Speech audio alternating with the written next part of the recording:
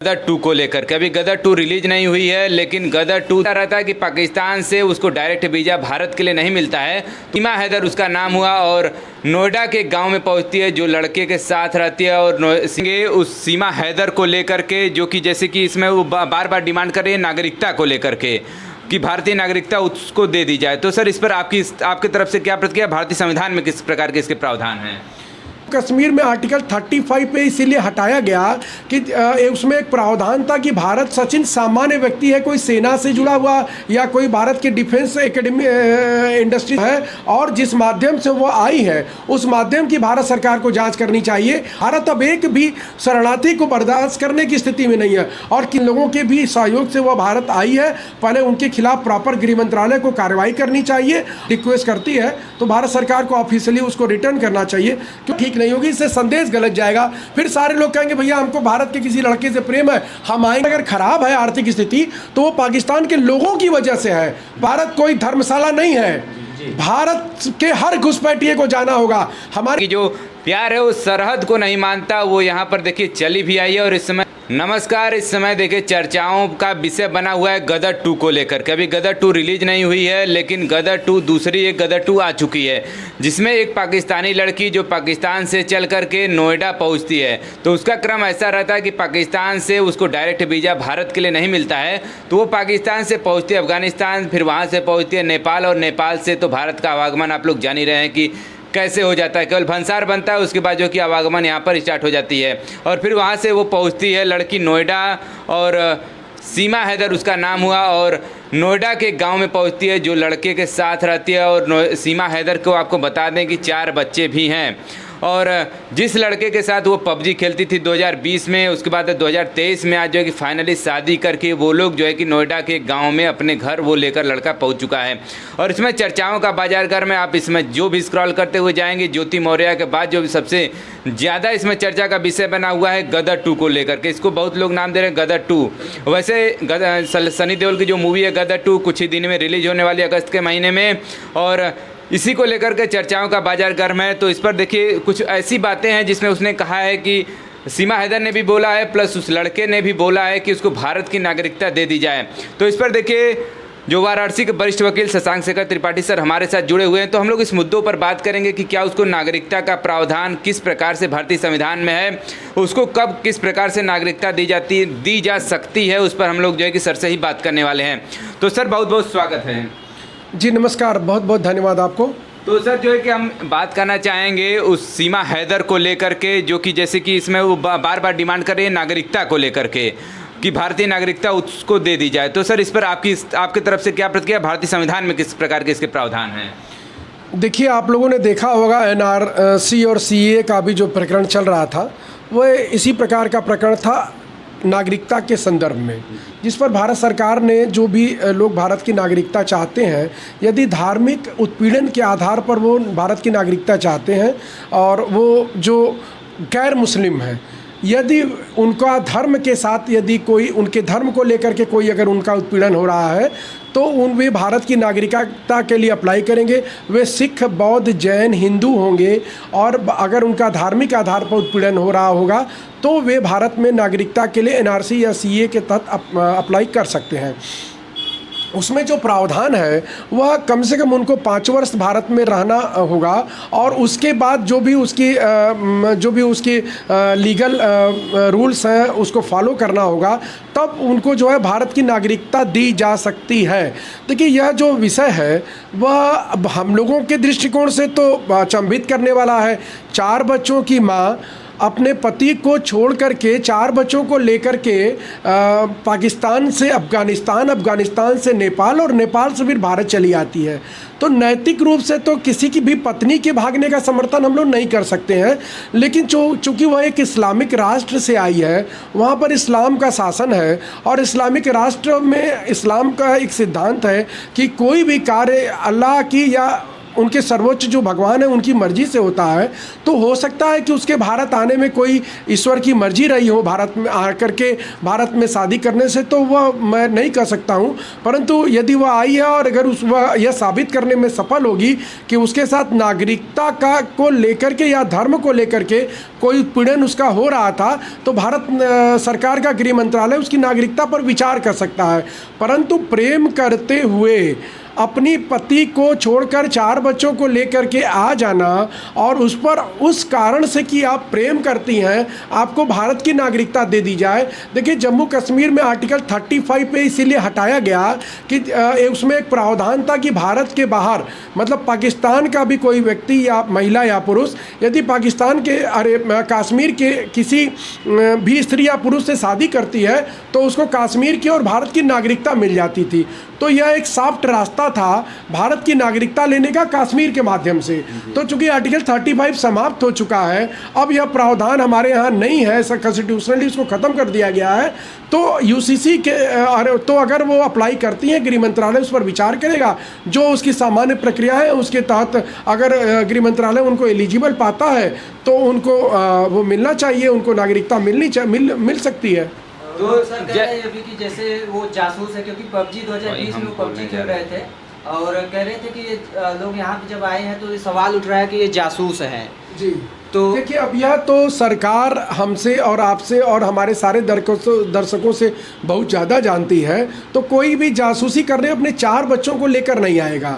तो सरकार ने पहले उसको गिरफ्तार किया, फिर उसके बाद उसको कुछ दिनों जेल में रखा, फिर उसकी बेल होती है और उस बेल के बाद वो अभी वो जो उसके अभी तत्कालीन जो उसके बॉयफ्रेंड हैं वो मीणा, तो उनके साथ वो है। तो मुझे लगता है कि सरकार ने इसकी प्रॉपर जांच की होगी। सरकार का जो सिस्टम है, सरकार ने उससे जांच करके पूछा होगा कि नेपाल और अफ़गानिस्तान के रास्ते से भारत कैसे वो आई है और उसके किन किन लोगों से कॉन्टैक्ट्स हैं, उसके मोबाइल डिटेल्स वगैरह वो सारी चीज़ें पाई होगी। तो और ये जो उसका जो बॉयफ्रेंड है वो चूँकि वो सचिन सामान्य व्यक्ति है, कोई सेना से जुड़ा हुआ या कोई भारत के डिफेंस एकेडमी इंडस्ट्री से जुड़ा हुआ व्यक्ति तो है नहीं। वो सामान्य गाँव का रहने वाला एक सामान्य व्यक्ति है। तो अगर उसको अगर वो करना ही रहता, कोई अगर जैसे उसको क्या कहते हैं फिशिंग, अगर उसको फिशिंग करनी होती तो सेना के किसी व्यक्ति के साथ भी वो कर सकती थी। तो मुझे नहीं लगता कि वो जासूस है। भारत सरकार इस मामले में बहुत जागरूक है, बहुत सजग है। कोई जासूस मुझे नहीं लगता कि इस तरह से भारत में जासूसी करके आने की हिम्मत जुटा पाएगा। इस तरीके अगर सभी लोग करते रहे, नेपाल के रास्ते अफगानिस्तान से भारत में चले आए, तो ये कहीं ना कहीं बिल्कुल ये भारत देखिए ये और महत्वपूर्ण विषय है। ये बिल्कुल देश की सुरक्षा पर प्रश्न है और जिस माध्यम से वो आई है उस माध्यम की भारत सरकार को जांच करनी चाहिए और उस माध्यम से कितने लोग अभी तक आ चुके इस विषय की जांच करनी चाहिए। और जो भी वहां पर बैठे हुए, चाहे सेना के अधिकारी हो, चाहे रैपिड एक्शन फोर्स के अधिकारी हो, चाहे बीएसएफ के अधिकारी हो, अगर उनके संज्ञान में ये सारी चीज़ें हैं, क्योंकि कई बार हम लोग सुनते हैं कि बांग्लादेश के रास्ते लोग आ जाते हैं, नेपाल के रास्ते लोग आ जा रहे हैं। भारत में 150 करोड़ की आबादी हो चुकी है। भारत अब एक भी शरणार्थी को बर्दाश्त करने की स्थिति में नहीं है और किसी एक व्यक्ति के प्रेम से भारत की सार्वभौमिकता को चैलेंज नहीं किया जा सकता है। अगर उनको कोई किसी प्रकार का प्रेम था तो उनको भारत के लिए वीज़ा के लिए, पासपोर्ट के लिए अप्लाई करना चाहिए था और प्रॉपर तरीके से आना चाहिए था। मुझे ये तो एक घटना है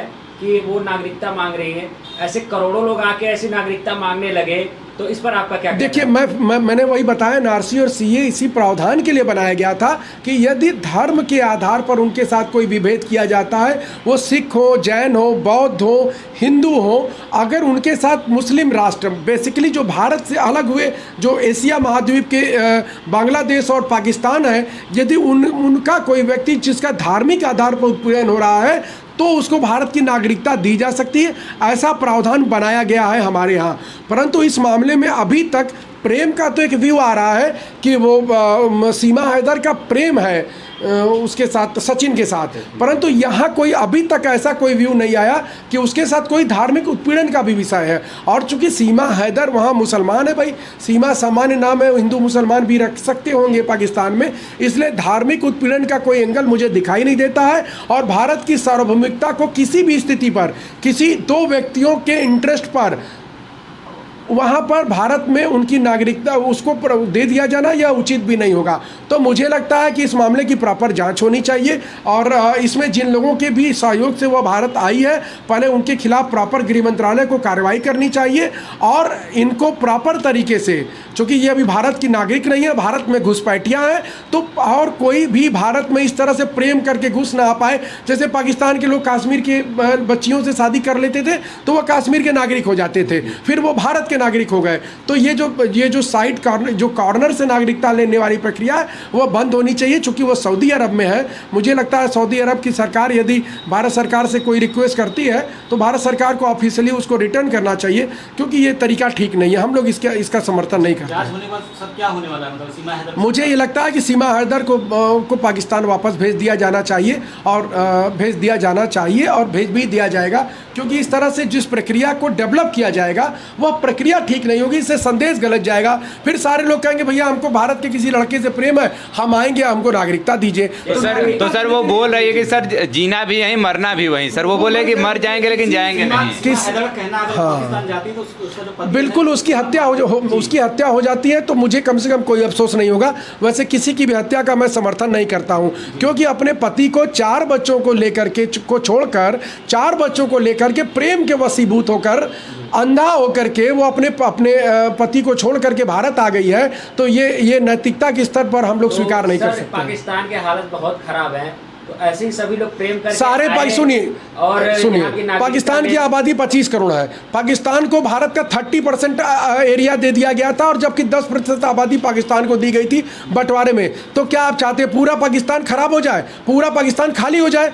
पाकिस्तान अगर खराब है आर्थिक स्थिति तो वो पाकिस्तान के लोगों की वजह से है। पाकिस्तान के लोगों का कहना है कि हमको जब अल्लाह दे रहे हैं तो हम काम करने क्यों जाएं? हमारे यहाँ का मुसलमान काम करता है, हमारे भारत देश के जो मुसलमान हैं वो काम करते हैं, और वो उनको सरकार से चाहिए तो अगर उनकी स्थिति खराब है तो उसके लिए वो जिम्मेदार है। हम भारत के लोग नहीं जिम्मेदार। हम भारत के 150 करोड़ लोग किसी भी एक व्यक्ति को बर्दाश्त करने की स्थिति में भारत में नहीं है।